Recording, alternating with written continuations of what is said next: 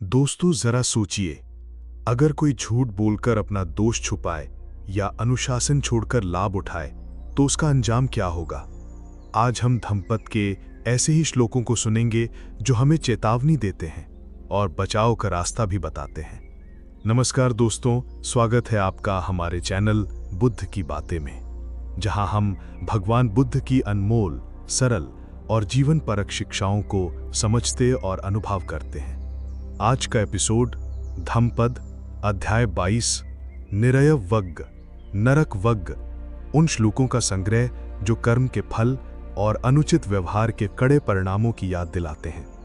अभूतवादी निरयम उपेति यो वापी कत्वा ना करोमि चाह उभोपी ते पेच समा भवंती निहीन कम्मा मनुजा परत्था। हिंदी अर्थ, जो झूठ बोलता है या दूसरों के बारे में झूठ फैलाता है वो नरक को प्राप्त होता है, और जो कोई बुरा कर्म करके कहता है कि मैंने तो नहीं किया वो भी नरक जाता है। दोनों ही पापी कर्मों के कारण समान परिणाम भोगते हैं। दोस्तों, झूठ बोलना और पाप करके उसे नकारना दोनों ही नरक का कारण है। सत्य और स्वीकारोक्ति ही मनुष्य को पतन से बचाती है। कासावक कंठा बहुवो पाप धम्मा असन्यता पापा पापै ही कम्मई ही निरयः ते उपपज्जरे। हिंदी अर्थ, कई लोग पीला वस्त्र यानी सन्यासी या भिक्षु का आभूषण पहनते हैं, परंतु वे पापी और अनुशासनहीन हैं। उनके पापपूर्ण कर्मों के कारण वे नरक में जन्म लेते हैं। दोस्तों, सिर्फ सन्यासी वस्त्र पहनना पर्याप्त नहीं, आचरण शुद्ध होना चाहिए। दुष्ट कर्म करने वाला वेशभूषा से नहीं बच सकता। कभी कभी कहानियां वही सिखा देती हैं जो 100 प्रवचन नहीं कर पाते।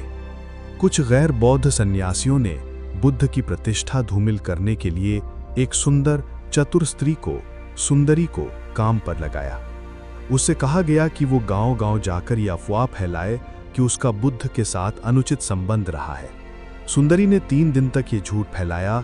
फिर कुछ नशे में धुत लोगों ने उसकी हत्या कर दी और शव बुद्ध के निवास के पास फेंक दिया।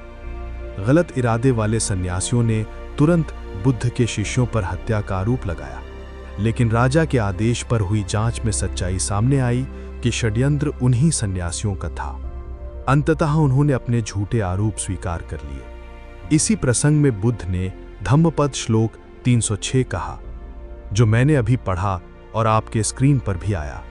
दोस्तों, जो झूठ बोलता है और कृत्य करके उसे नकारता है, दोनों अपने कर्मों का फल भुगतते हैं। कर्म और वाणी में ईमानदारी अनिवार्य है। झूठ और कृत्य का नकारना दोनों घोर दोष हैं और परिणाम दुखद होते हैं। बाहरी रूप यानी पोशाक या टाइटल मायावी है, आंतरिक शुद्धता ही लाभदायक है। पोशाक से धर्म नहीं बनता, आचरण से बनता है। सेयो अयो गुलो भुत्तो तत्तो अग्नि सिखुपमः यम चे भुंजये दुष्यलो राठ पिंडम असन्यता। हिंदी अर्थ, लाल लौह यानी गरम लोहे की गेंद को निगलना कहीं बेहतर है इसके कि एक दुष्ट और अनुशासनहीन व्यक्ति बिना संयम के लोगों द्वारा दिया गया भोजन ग्रहण करे। दोस्तों, अनैतिक व्यक्ति के लिए अन्न ग्रहण करने से अच्छा जलती लोहा गेंद खाना है। दूसरों के दान का दुरुपयोग आत्मविनाश है। चत्वारि दुःखानि लभति यो पापम पतिक संसेवते अपवादम चा दुज्जीवनम निद्दासन्यम च दुःखितम। हिंदी अर्थ, जो व्यक्ति किसी और की पत्नी के साथ पापाचार करता है उसे 4 प्रकार के दुख मिलते हैं। अपवाद यानी बदनामी, कष्टपूर्ण जीवन, अशांत निद्रा और दुखद पुनर्जन्म। दोस्तों, परस्त्री गमन 4 प्रकार के दुख लाता है: बदनामी, कठिन जीवन, मानसिक अशांति और दुखद भविष्य। संयम और चरित्र ही स्थायी सुख और सम्मान की जड़ हैं। दोस्तों, परस्त्री गमन का अर्थ है विवाहित या किसी और की पत्नी या साथी के साथ यौन संबंध बनाना। अब कहानी की भाषा में जानते हैं ये गूढ़ बात असल में कैसी दिखती है। श्रावस्ती नगरी में एक धनी गृहस्थ रहता था, जिसकी एक सुंदर पत्नी थी। गृहस्थ का एक बहुत घनिष्ठ मित्र था जो उसके घर आता जाता था और परिवार जैसा माना जाता था। लेकिन समय के साथ उस मित्र के मन में गृहस्थ की पत्नी के प्रति आकर्षण और वासना उत्पन्न हो गई। एक दिन जब गृहस्थ व्यापार के काम से बाहर गया, उसका मित्र आया और मौका देखकर गृहस्थ की पत्नी को रिझाने की कोशिश की।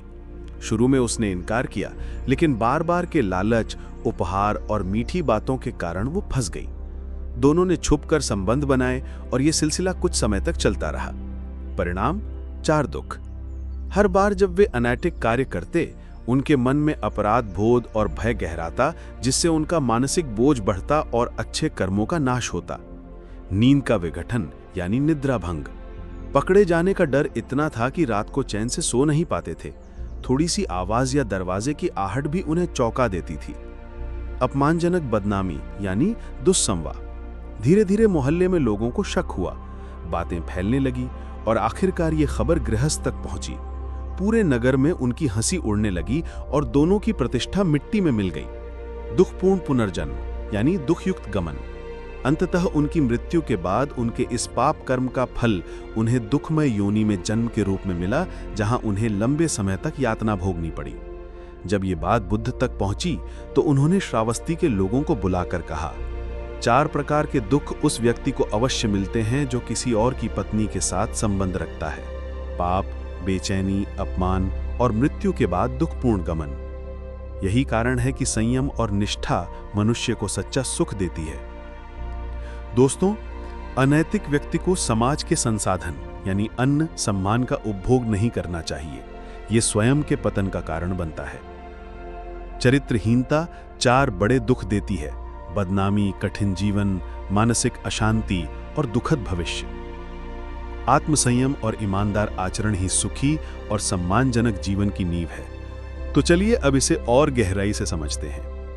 पहली बात, झूठ और धोखे से बचें। आज के समय में झूठ बोलना या अपने गलत काम से इनकार करना केवल कानूनी या सामाजिक मुसीबत नहीं लाता, बल्कि मानसिक शांति भी छीन लेता है। सोशल मीडिया, कार्यस्थल और निजी रिश्तों में पारदर्शिता ही सबसे बड़ा कवच है। दूसरी बात, बाहरी छवि से बढ़कर आंतरिक ईमानदारी। धम्मपद श्लोक संख्या 307 में कहा गया है, पीला वस्त्र पहनने से कोई भिक्षु नहीं बन जाता। इसी तरह महंगे कपड़े, ब्रांडेड चीजें या सोशल मीडिया पर सकारात्मक छवि बनाना असली चरित्र का प्रमाण नहीं है। असली मूल्य कर्म और व्यवहार से तय होते हैं। तीसरी बात, अनुशासन ही सम्मान है। श्लोक संख्या 308 का संदेश है, अनुशासनहीन होकर प्राप्त सुख विष के समान है। गलत तरीके से पाया गया लाभ, चाहे वो भोजन हो, पैसा हो या प्रतिष्ठा, अंततः नुकसान ही देता है। और चौथी, रिश्तों में निष्ठा सबसे बड़ा धन। श्लोक संख्या 309 बताता है, रिश्तों में बेवफाई केवल 2 व्यक्तियों को नहीं बल्कि पूरे समाज के विश्वास को तोड़ देती है। ये पाप, बेचैनी, अपमान और भविष्य के दुख का कारण बनती है। सारभूत संदेश: सच्चा सुख ईमानदारी, संयम, निष्ठा और अच्छे आचरण से आता है, ना कि बाहरी दिखावे, छल या वासना से। जीवन में छोटी छोटी गलतियों को भी नजरअंदाज न करें, क्योंकि वही भविष्य के बड़े दुख का कारण बन सकती हैं। दोस्तों, धम्मपद अध्याय 22 नरक वग्ग के इन 4 श्लोकों ने हमें ये सिखाया कि सत्य, संयम और नैतिकता ही वो कवच हैं जो हमें पतन से बचाते हैं, चाहे युग कोई भी हो। और हां, इस अध्याय में स्वर्ग और नरक शब्द सुनकर अंधविश्वास में मत जाइए। जो आप सोच रहे हैं वो वैसा नहीं है। अगर आप जानना चाहते हैं कि बुद्ध के अनुसार स्वर्ग और नरक क्या हैं, तो मेरे चैनल पर उसका वीडियो जरूर देखिए, लिंक डिस्क्रिप्शन में है।